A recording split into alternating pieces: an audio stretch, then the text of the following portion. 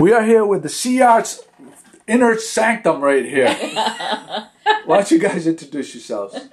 Jackie Gaddam DeFalco from the seARTS board. James Caveston, president of the seARTS board. And I'm Christine Fisher, board-elect. We're going to talk about the latest and greatest, what's happening with seARTS, bring it to the people. Okay, sounds good. Thanks, Joey. Well, we were here a year ago to talk about very similar things, but in an earlier stage. So last year, about this time, we were getting ready for our annual meeting. We were also getting ready to vote for our American Style campaign. But in this case, we're going to start by talking about the annual meeting, where last year at this time, we were just learning about the cultural district legislation and what that was going to mean. And we had some folks to talk about that and arts-related harborfront development. At that meeting, we were able to create a really good conversation around what we needed to do for an arts vision for Gloucester, at least to get that conversation started. And so now, in this past month, which has been very exciting, both the town of Rockport and the city of Gloucester passed resolutions for their first cultural district. So an awful lot has happened since last year at this time. Yeah. So wanting to set the sort of climate for this discussion, seARTS has gone out to find some folks who are really experts from outside the state, who can actually help us take this conversation now to the next level. What happens when you actually have a cultural district? What are some of the things you have to be thinking about, some of the things that you have to do? And so we have two folks coming from Rhode Island. And I have to give credit to Ann Robinson, who couldn't be with us this morning, but has done tremendous work, along with Christine, rallying the speakers, getting the space. We're going to be February 28th at Shaolin Lu at 6 o'clock. Again, this is the seARTS annual meeting. For our seARTS annual meeting, thank you. And we're bringing these two speakers, and I just want to tell you who they are. So Ann Galligan, who's an associate professor, co-director of the Cultural and Arts Policy Research Institute at Northeastern. So she's actually the project director for the Providence, Rhode Island cultural support area. And so in addition to all her work in sort of the academic side, she's hands-on with working with cultural districts. And Herb Weiss, who's the City of Pawtucket, Rhode Island's Economic and Cultural Affairs Officer, who works day-to-day with this economic development piece of the cultural district. So those folks are going to be invited to lead a discussion, and our own mayor of Gloucester will be there, Carolyn Kirk, along with a lot of the folks Town managers from Rockport, and from the other communities as well, to talk about what's what they should expect. And I think all the businesses need to, sort of perk up and listen to what their role will be and how they can take advantage of this going forward. Again, the date is what? It's February 28th.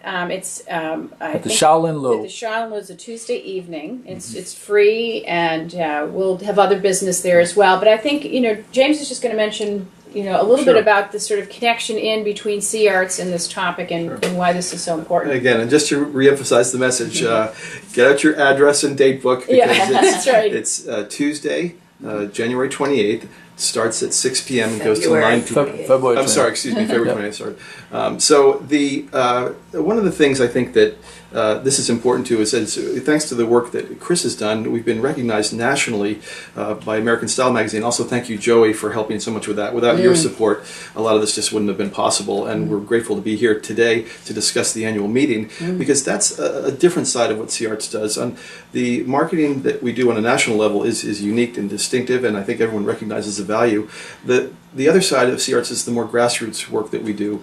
The weekly news blast that comes out, the surveys that we've been doing at the other cultural organizations and events, and the cultural organization meetings that we've been having, from which these ideas for cultural districts were first discussed when Jay Padgett came from the MCC about a year and a half ago, and we had the library, the museum, Cape Ann Artisans, Rocky Neck, the wide range of the cultural organizations in the area, and which is a very strong part of Gloucester, the cultural nonprofit work.